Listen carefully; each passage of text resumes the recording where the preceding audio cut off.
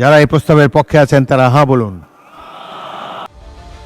অন্তর্বর্তী সরকারের সময় জারি করা ১৩৩টি অধ্যাদেশের মধ্যে জনগুরুত্বপূর্ণ ২০টি অধ্যাদেশ কার্যকারিতা হারালো। জুলাই সনদের উল্লেখিত নিয়ম অনুযায়ী সংসদের প্রথম অধিবেশন শুরু ৩০ দিনের মধ্যে আইনি রূপ দেওয়ার কথা থাকলেও ২০টি অধ্যাদেশ আইনি ভিত্তি পায়নি। এসবের মধ্যে রয়েছে সুপ্রিম কোর্টের বিচারক নিয়োগ ও সুপ্রিম কোর্ট সচিবালয় অধ্যাদেশ, গণভোট, গুম প্রতিরোধ ও প্রতিকার, জাতীয় মানবাধিকার কমিশন, তথ্য অধিকার, দুদক, রাজস্ব ব্যবস্থাপনা অধ্যাদেশ অন্যতম।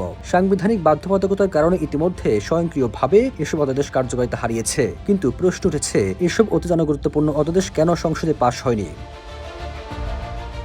বাকি থাকা ১১৩টির মধ্যে ৯৭টি হুবহু এবং ১৬টি সংশোধিত আকারে সংসদে পাশ হয়েছে। বিরোধী দলের দাবি, এই অধ্যাদেশগুলোর মূল কথা ছিল দেশে আইনের শাসন নিশ্চিত করার মাধ্যমে গণতন্ত্রকে প্রাতিষ্ঠানিক রূপ দেওয়া। এটি দেশের মানুষের দীর্ঘদিনের আগ্রহ ছিল, কিন্তু সরকার তা আমলে নেয়নি। ফলে সরকারি দলের বিরুদ্ধে বিশেষ ভঙ্গের অভিযোগ এনে শেষ দিনেও সংসদ থেকে ওয়াক আউট করে বিরোধী দল। ১১ এপ্রিল জাতীয় একটি দৈনিক এক প্রতিবেদনে এসব তথ্য প্রকাশ করেছে।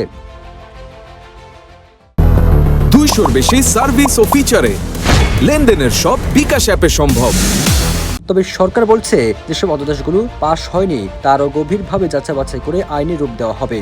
আইনমন্ত্রী আসাদুজ্জামান সংসদে বলেছেন, দুদক ও মানবাধিকার কমিশন সহ ১৬টি অধ্যাদেশ আরও শক্তিশালী ও আধুনিক করতে পর্যালোচনার মধ্যে রয়েছে। বিরোধী দলের সঙ্গে পরামর্শ শেষে এগুলো পরে উত্থাপন করা হবে। সংসদের চিফ হুইপ নুরুল ইসলাম মনি বলেন, কোনো অধ্যাদেশ বাতিল হয়নি, আগামী বাজেট অধিবেশন যাচাই বাছাই করে এগুলো পাশ করা হবে। এদিকে ১০ এপ্রিল সংসদে বিচার বিভাগের স্বাধীনতা সংক্রান্ত ৩টি, জাতীয় মানবাধিকার কমিশন সংক্রান্ত 3টি এবং সংসদ সচিবালয় সংক্রান্ত 1টি সহ মোট 7টি অধ্যাদেশ গৃহীতকরণের মাধ্যমে বাতিল করা হয়। সব মিলিয়ে অন্তর্বর্তী সরকারের আমলে জারি করা 20টি অধ্যাদেশ কার্যকারিতা হারাচ্ছে। সবুজ আলম, নিউজ ডেস্ক, ইত্তেফাক।